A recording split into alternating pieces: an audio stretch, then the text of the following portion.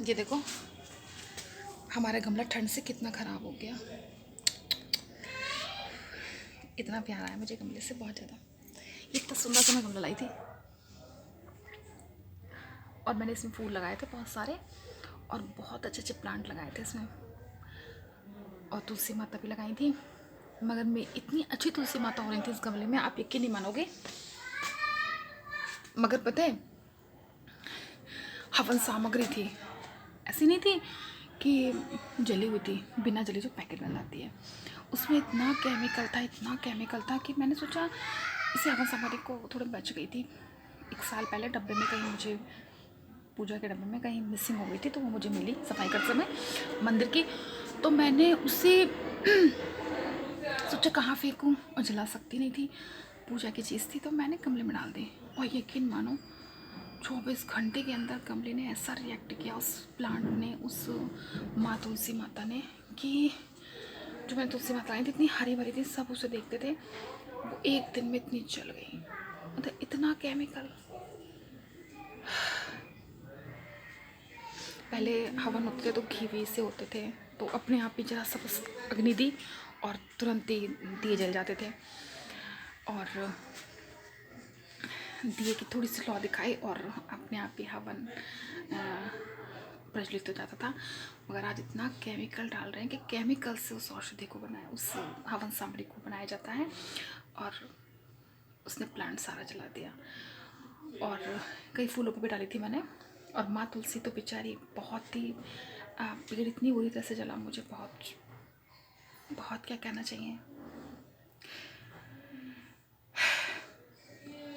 तो अब मुझे प्लीज़ पूजा की सामग्री में, तो हवन सामग्री में पूजा की जो चीज़ें हैं उनमें तो कम से कम केमिकल्स का प्रयोग ना किया करें। पता नहीं क्या क्या चीज़ डालें कि पेड़ एक दिन में जल गया। और माँ तुलसी भी बिल्कुल एक दिन में ऐसी होगी जैसे उसे किसी ने जला दिया उन्हें, कि ठीक नहीं है। कम से कम जिनकी भावनाओं में आज भी धर्म बसता है, धार्मिक संस्कार बसते हैं, उन्हें बसने दीजिए, उस पर हाथ मत कीजिए। किसी भी धर्म, किसी भी संप्रदाय के, सबके अपनी मनोभावना है, उनकी भावना को ठेस मत पहुँचाओ। क्योंकि कुछ तो उन्हें मूर्ति समझते हैं और कुछ उन्हें बिल्कुल ऐसा लगता है जैसे साक्षात भगवान बैठे हैं, जिनके साथ भगवान दिखा देते हैं कि हाँ, परेशानी के बाद भी उनके चेहरे पे हंसी छोड़ देते हैं, तो उन्हें लगता है कि नहीं, ये कोई नहीं कर सकता, ये तो ईश्वर ही कर सकते हैं। तो वो ईश्वर को साक्षात मानते हैं जहाँ भी हो। मैं ये नहीं कह रही कि उनके लिए बहुत बहुत दूर जाओ, बहुत बहुत दूर, सब पे टाइम नहीं है, नहीं जा सकता।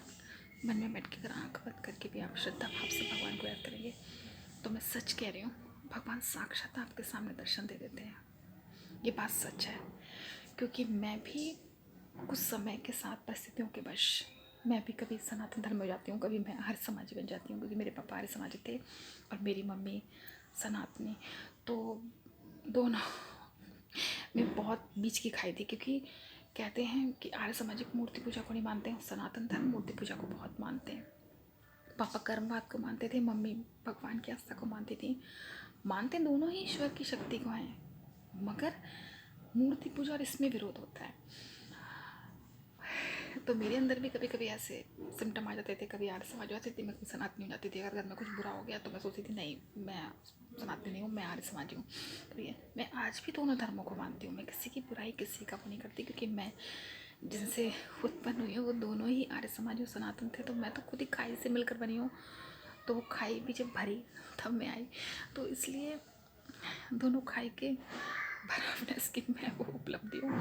तो मेरे अंदर दोनों चीज़ें रहती हैं, आर्य समाजी और सनातनी भी। मगर मैं किसी चीज़ का विरोध नहीं करती, मैं दोनों की अच्छाइयों को, दोनों की चीज़ों को अपने अंदर आत्मसात करती हूँ। तो इसलिए, मगर कुछ परिस्थितियाँ ऐसी हुई कि बिल्कुल असंभव, मतलब हो ही नहीं सकता, असंभव, बिल्कुल असंभव, मगर वो हुआ संभव। तो इसी को कहते हैं परमात्मा शक्ति, परमात्मा की शक्ति, पावर ऑफ गॉड। तो मानती हूँ मैं कि भगवान है, हम उन्हें नहीं देख सकते मगर वो हमें देख सकते हैं। हम उन्हें जब देख सकते हैं जब हम अपने अच्छे कर्मों से किसी को प्रसन्न करें, तब वो खुद स्वयं हमें प्रसन्न करने आ जाते हैं। कितने भी दुख में, मैं नहीं कह रही मेरे पास बहुत सुख है, मेरे पास बिल्कुल सुख नहीं है, मगर मैं सुख का अनुभव कर रही हूँ, यही सबसे बड़ा सुख है। जय श्री कृष्ण, जय श्री राधे राधे।